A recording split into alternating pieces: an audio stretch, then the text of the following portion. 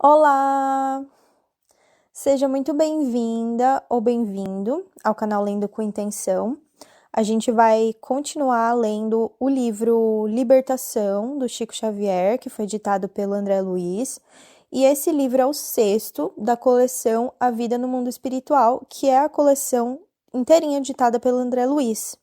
Hoje a gente vai ler o capítulo 14 e eu espero que seja um momento muito bom para você, que a gente consiga aprender várias coisas juntos ou juntas e que a gente possa tirar algum proveito dessa leitura, tá bom? Se você ainda não se inscreveu no canal, fique à vontade para se inscrever. Assim você pode receber os próximos capítulos mais facilmente no seu feed, na sua página principal. E deixa o gostei no vídeo também, que isso ajuda a mostrar para outras pessoas, para elas também poderem participar dessa leitura e conhecer tantos ensinamentos maravilhosos do André Luiz. E ler esse livro tem sido muito, muito bom. Eu tenho aprendido muitas coisas e tem sido uma experiência muito legal compartilhar esse aprendizado com vocês. Então vamos lá. Capítulo 14. Singular episódio. Penetrando o compartimento em que Margarida descansava, lá nos aguardavam os dois hipnotizadores em função ativa. Gúbio pousou significativo olhar em Saldanha e pediu-lhe em tom discreto: Meu amigo, chegou a minha vez de rogar. Releva-me a identificação, talvez tardia aos teus olhos, com relação aos objetivos que nos prendem aqui. E, denunciando imensa comoção na voz, esclareceu: Saldanha, esta senhora doente é filha do meu coração desde outras eras. Sinto por ela o enternecimento com que cuidastes até agora do teu Jorge, defendendo-o com as forças de que dispões. Eu sei que a luta te impôs acerbos espinhos ao coração, mas também guardo sentimentos de pai. Não te merecerei, porventura, simpatia e ajuda? Somos irmãos no devotamento aos filhos, companheiros da mesma luta. Observei então cena comovedora que, minutos antes, se me figuraria inacreditável. O perseguidor da enferma contemplou o nosso instrutor com o olhar de um filho arrependido. Grossas lágrimas brotaram-lhe dos olhos antes frios e impassíveis. Parecia inabilitado a responder, diante da emotividade que lhe dominava a garganta. Todavia, Gúbio, enlaçando-lhe fraternalmente o busto, acrescentou: Passamos horas sublimes de trabalho, entendimento e perdão. Não desejarás desculpar os que te feriram, libertando, enfim, quem me é tão querida ao espírito? Chega sempre um instante no mundo em que nos entendiamos dos próprios erros. Nossa alma se banha na fonte lustral do pranto renovador e esquecemos todo o mal a fim de valorizar todo o bem.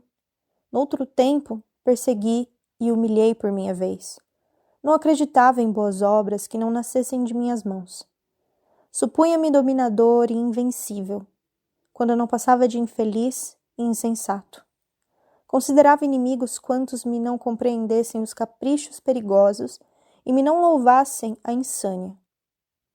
Experimentava diabólico prazer quando o adversário esmolasse piedade ao meu orgulho, e gostava de praticar a generosidade humilhante daquele que determina sem concorrentes.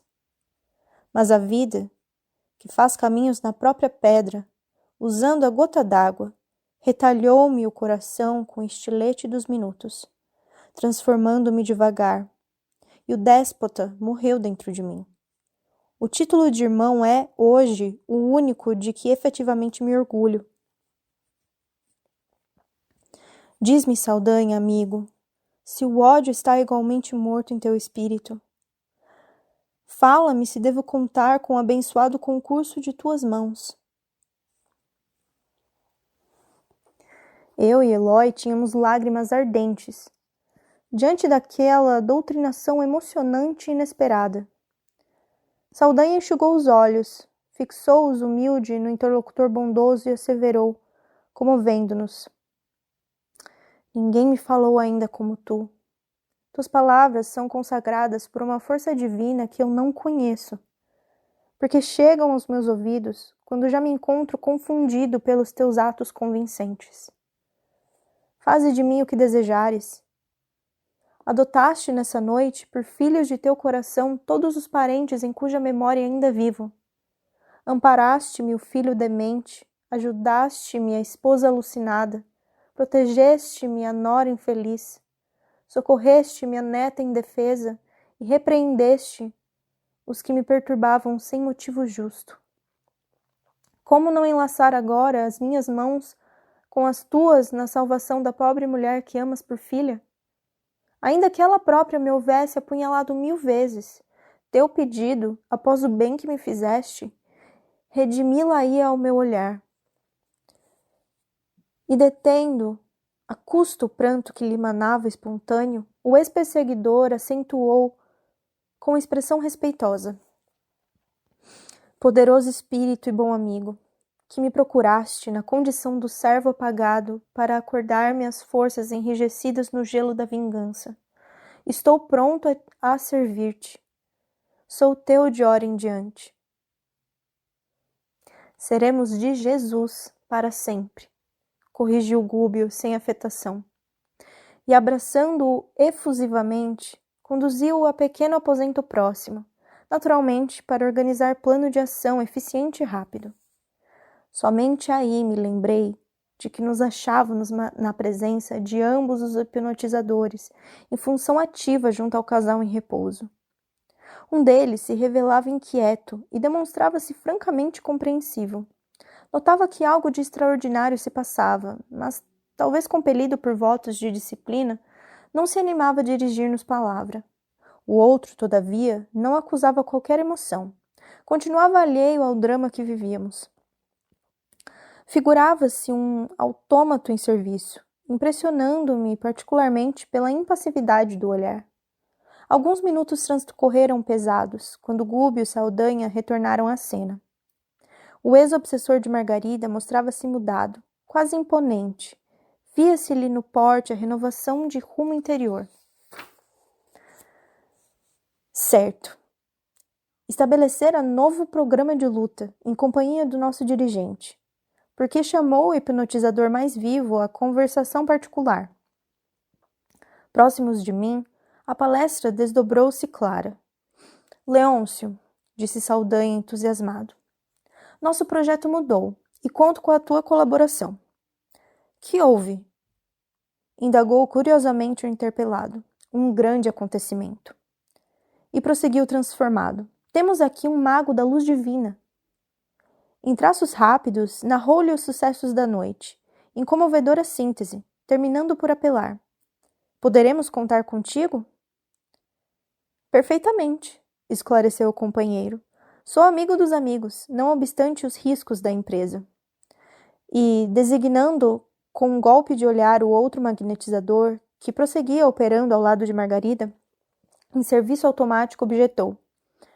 É indispensável, porém, todo o cuidado com Gaspar, e não se acha em condição de aderir. Tranquiliza-te, esclareceu Saldanha mais atencioso. Providenciaremos tudo. Mostrou Leôncio estranho brilho nos olhos e, dirigindo-se ao ex-chefe de tortura, falou súplice. Escuta, conheces meu problema. Já que foste socorrido pelo mago, não poderei receber contribuição dele por minha vez? Tenho na terra a esposa seduzida e o filho à morte. Imprimindo inolvidável acento à voz, observou. Saldanha, não desconheces que sou criminoso, mas sou pai ainda. Se eu pudesse livrar o filhinho da revolta e da sepultura enquanto é tempo, considerar-me-ia sumamente feliz. Sabes que um condenado não deseja igual sorte para os rebentos do coração. Ante o choroso apelo, Saldanha não hesitou. Bem, tornou um tanto embaraçado. Procura o benfeitor Gúbio e expõe-lhe o caso com franqueza. Leôncio não se fez rogado. Acercou-se respeitoso de nosso instrutor e explicou-se simplesmente sem rebuços. Amigo, acabo de saber com que devotamento mobilizas tua força em benefício de criaturas desviadas do bem, como nós, que nos sentimos desprezíveis diante de todos. É por isso que também venho implorar-te auxílio imediato. Em que poderemos ser úteis? Indagou o orientador cortês. Passei para cá, há longos 7 anos, e deixei no mundo minha mulher e um filhinho recém-nato. Voltei, moço ainda, sufocado no esgotamento pelo trabalho excessivo em busca do dinheiro fácil. Obtive realmente o que intentara, com a provisão de vastos depósitos bancários com que a esposa ainda se mantém. Até hoje, a coberto de todas as necessidades. O desespero, a ânsia inútil por retomar o corpo que abandonara, a vaidade ferida, converteram-me no colaborador desumano de que Gregório, nosso chefe, tanto se orgulha. Ai de mim, porém, que me sentia dono exclusivo dos encantos da mulher que eu adorava. De 2 anos para cá, minha infortunada Avelina passou a escutar as fantasiosas propostas de um enfermeiro que se aproveitou da fragilidade orgânica de meu filhinho para insinuar-se sobre o ânimo da pobre mãe viúva e jovem. Chamado a prestar socorro ao menino, depois de um incidente sem importância, o profissional percebeu as preciosidades materiais da presa cobiçada. Desde então, assediou minha esposa sem descanso e passou a envenenar meu pequeno, pouco a pouco, à força de entorpecentes, administrados por ele, seguindo um plano cruel. No decurso do tempo, conseguiu de Avelina quanto queria: dinheiro, ilusões, prazeres e promessas de casamento. Acredito que o consórcio se realizará dentro de breves dias, e já me resignei a semelhante acontecimento, porque a alma encarnada respira sob teia grossa de pesadelos e exigências. Mas o perseguidor embuçado, sentindo em meu filho um concorrente forte aos bens que amontoei, procura aniquilá-lo sem pressa, roubando-lhe, calculado, ingrato, o ensejo de viver para um futuro digno e feliz. Interrompeu-se por alguns momentos e prosseguiu comovido. Francamente, envergonho-me de suplicar um favor que não mereço, mas o espírito pervertido, como eu, que pede recursos salvadores para os entes amados, guarda consciência do próprio infortúnio no mal que elegeu para inspirar-lhe o caminho. Benfeitor, por piedade. Meu desventurado Ângelo permanece à beira do túmulo. Admito que o fim do corpo esteja marcado para breves dias, se mãos amigas e devotadas não nos socorrerem à altura de nossa indigência. Já fiz tudo quanto se achava ao alcance de nossas possibilidades. Porém, sou parte integrante de uma falange de seres malvados, e o mal não salva nem melhora ninguém. Gúbio ia responder, mas Eloy tomou a dianteira e, com imensa surpresa para nós, perguntou sem cerimônia: E o nome do enfermeiro? Quem é esse quase infanticida? É Felício de... Quando o nome de família foi pronunciado, nosso companheiro apoiou-se em mim para não cair. É meu irmão! Bradou. É meu irmão!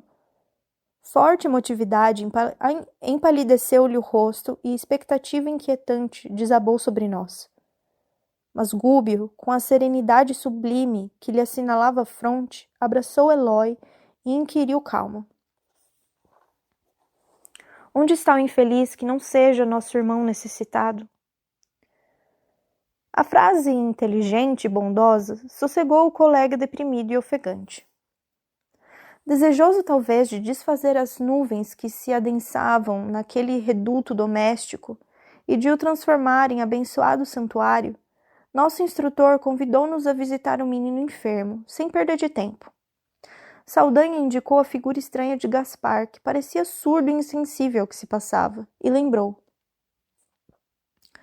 Deixá-lo-emos sozinho por algumas horas. Aliás, precisamos pelo menos de um dia, a fim de fortificarmos a defensiva.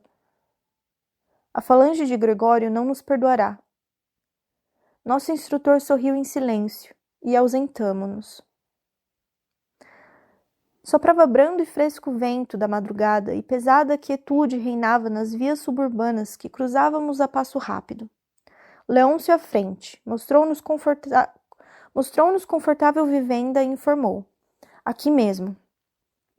Entramos.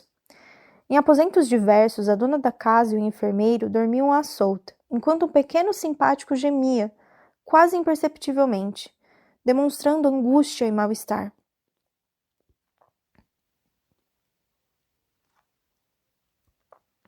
Notava-se nele a devastação operada pelos tóxicos insistentes. Profunda melancolia estampava-se-lhe no olhar. Leôncio, temido hipnotizador, abraçou-o e esclareceu. Os venenos sutis que ingerem doses diminutas e sistemáticas invadem-lhe o corpo e a alma.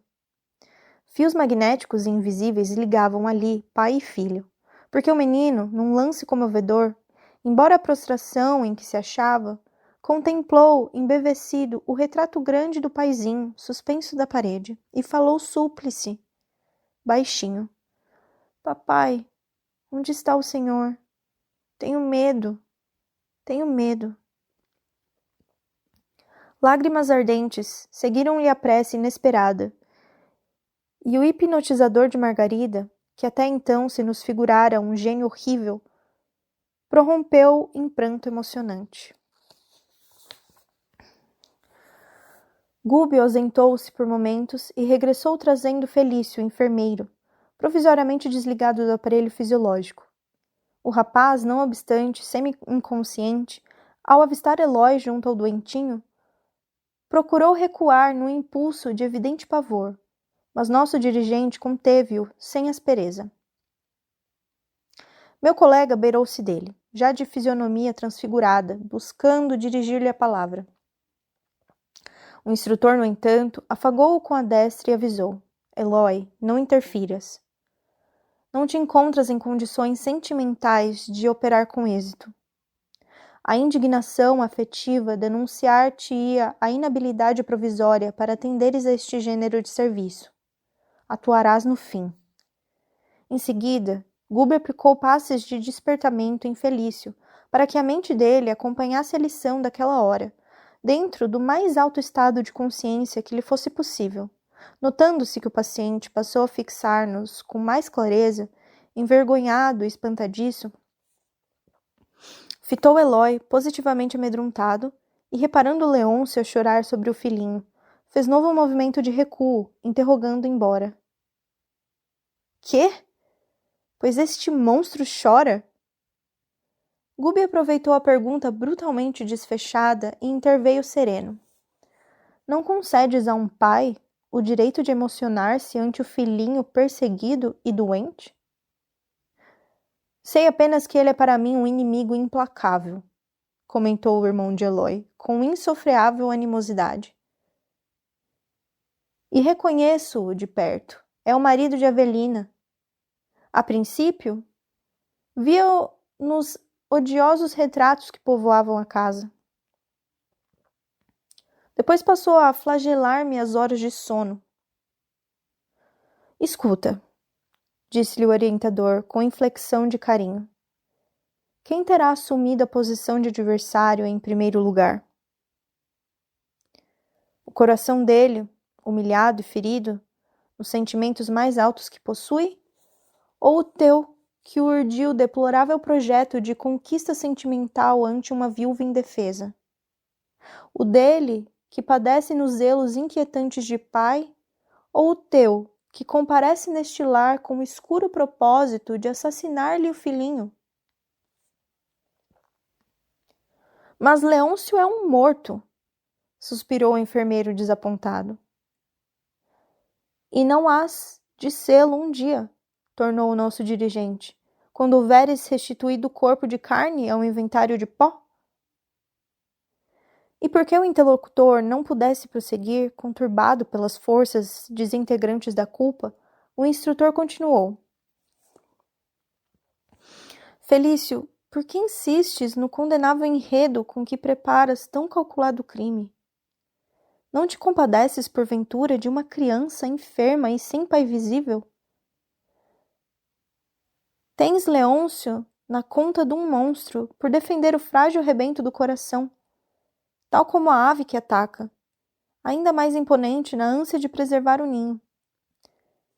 Que dizer, porém, de ti, meu irmão, que não vacilas em devassar este santuário, tão somente com o instinto de gozo e poder?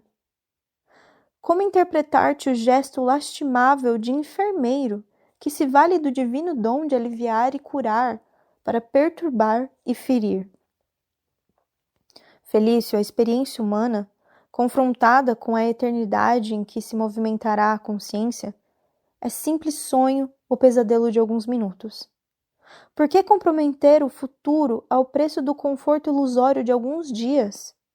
Os que plantam espinhos colhem espinhos na própria alma e comparecem perante o Senhor de mãos convertidas em garras abomináveis. Os que espalham pedras em derredor dos pés alheios serão surpreendidos mais tarde pelo endurecimento e paralisia do próprio coração. Guardas porventura suficiente noção da responsabilidade que assumes? Possuis ainda no coração evidentes restos de bondade igual a daqueles que se acolhem no âmbito de uma família abençoada e grande, em cujo seio a solidariedade é cultivada desde os primórdios da luta. Vejo que o entusiasmo juvenil não se extinguiu de todo em sua mente. Por que ceder às sugestões do crime? Não te comove a prostração deste menino a quem procuras impor a morte vagarosa? Repara! O drama de Leôncio não se resume ao conflito de um morto, como supões em teu perturbado raciocínio. Ausculta-lhe o coração de pai amoroso e dedicado. Encontrarás dentro dele a afeição doce e pura, à maneira do brilhante oculto do cascalho rijo e contundente. O irmão de Eloy pousava em nosso instrutor os olhos medrosos e espantados. Depois de leve pausa, Gúbio continuou. Aproxima-te. Vem a nós. Perdeste a capacidade de amar? Leôncio é teu amigo, nosso irmão. Felício gritou com visível expressão de angústia. Quero ser bom, mas não posso. Tento melhorar-me e não consigo. De voz entrecortada entre soluços, acrescentou. E o dinheiro? Como resgatarei os débitos contraídos? Sem o casamento com a Avelina, a solução é impraticável. Nosso dirigente abraçou-o e aduziu. E acredita solver compromissos financeiros provocando dívidas morais que te atormentarão por tempo indeterminado? Ninguém te proíbe o casamento, nem Leôncio, o organizador dos bens materiais de que pretendes dispor discricionariamente, te poderia induzir à abstenção nesse sentido. Os atos de cada homem e de cada mulher arquitetam-lhe os destinos. Somos responsáveis por todas as deliberações que perfilharmos ante os programas do Eterno, e não poderíamos interferir em teu livre-arbítrio, mas te pedimos concurso em benefício desta vida frágil que deve continuar. Queres dinheiro, recursos que te façam respeitado ou temido pelos outros homens. Convence-te, porém, de que a fortuna é uma coroa pesada demais para a cabeça que não sabe sustentá-la e costuma arrojar a poeira por meio do cansaço e da desilusão. Todos aqueles que senhoreiam sem horizontes largos de trabalho e benemerência. Não importa, pois, que comandes os valiosos depósitos de prata e ouro que Leôncio amontoou, inadvertidamente, porque aprenderás com os anos que a felicidade não está medida em cofres que a ferrugem consome. Todavia, Felício, interessamo-nos por tua promessa em favor desta criança, extenuada de sofrimento. Poupa-lhe o corpo tenro e aguarda o futuro. Não tragas para o reino da morte semelhante delito que te confinaria ao espírito a furnas trevosas de expiação regeneradora. Ante a interrupção que se impusera natural, Felício quis dizer alguma coisa para justificar-se, mas não pôde. Gúbio, todavia, prosseguiu sereno. Casa-te. Esbanje as reservas preciosas deste lar, se não souberes entender a tempo a sagrada missão do dinheiro. Sobe aos píncaros da vida social transitória. Adorna-te com os títulos convencionais com que o mundo inferior se habituou a premiar as criaturas sagazes que sobem a ladeira da dominação inútil ou ruinosa. Sem ferir-lhe publicamente os preconceitos, porque o tempo te esperará sempre, com lições de mestre. Sem embargo, ajuda o pequenino a restabelecer-se. E, endereçando o compassivo olhar ao hipnotizador de Margarida, acentuou. Não é bem isso, Leôncio, quanto desejamos? Sim, confirmou o pobre pai em lágrimas enternecidas.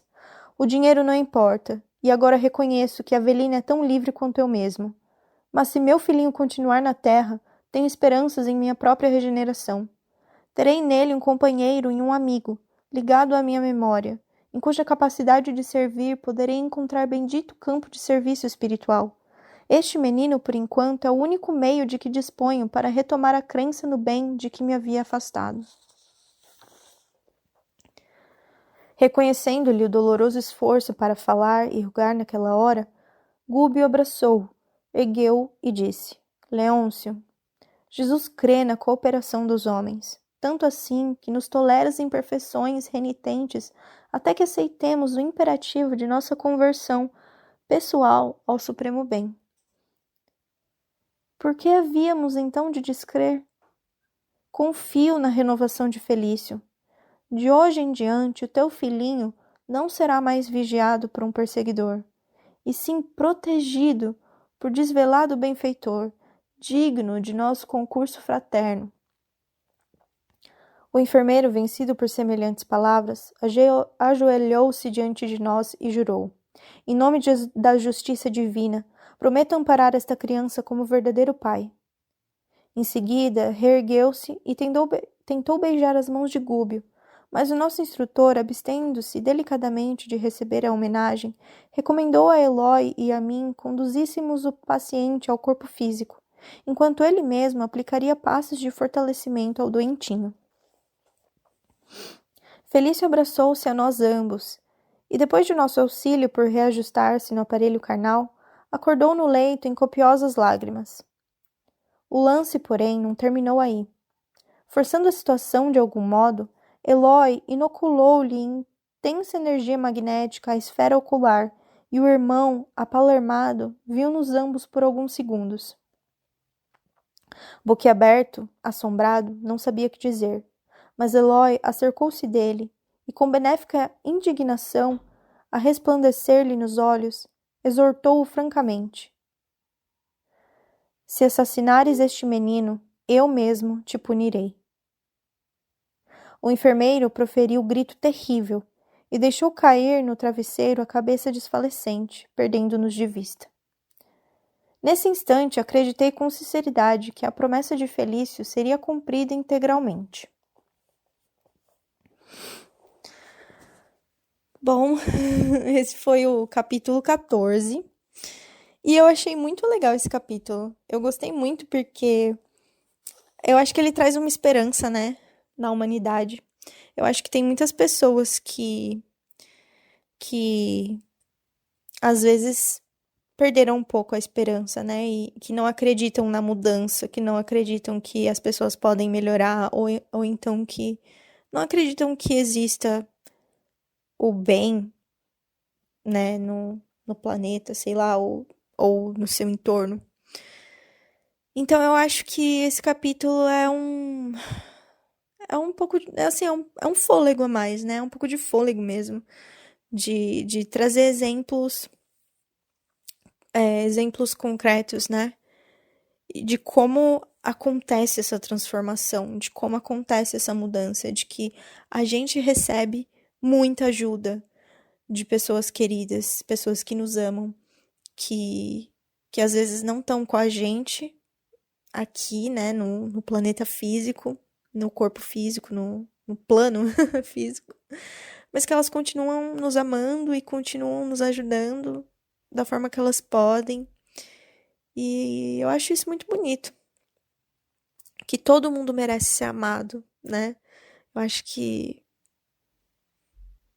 essa é a coisa mais legal, assim. Não tem ninguém que não mereça ser amado. Não importa o que essa pessoa tenha feito, não importa o erro que ela tenha cometido, ela também merece ser amada, né? E isso serve pra gente também, né? Ninguém é perfeito, a gente comete erros maiores, menores, né? Mas nós somos merecedores de amor. E, ai, não sei. Eu acho muito legal se dar conta disso. Então é isso, eu quero terminar com isso, desse jeito, assim, eu acho que, que é legal pra refletir. E então, se você quiser compartilhar o que você achou desse capítulo, deixa nos comentários. Se você quiser fazer alguma sugestão também, por favor, fica à vontade. Se você gostou, deixa o seu gostei, né? Aperta o curtir aí no canal. E se inscreva, tá bom? Muito obrigado pela companhia, pela presença. Eu sou grata pela sua atenção aqui. E até a próxima!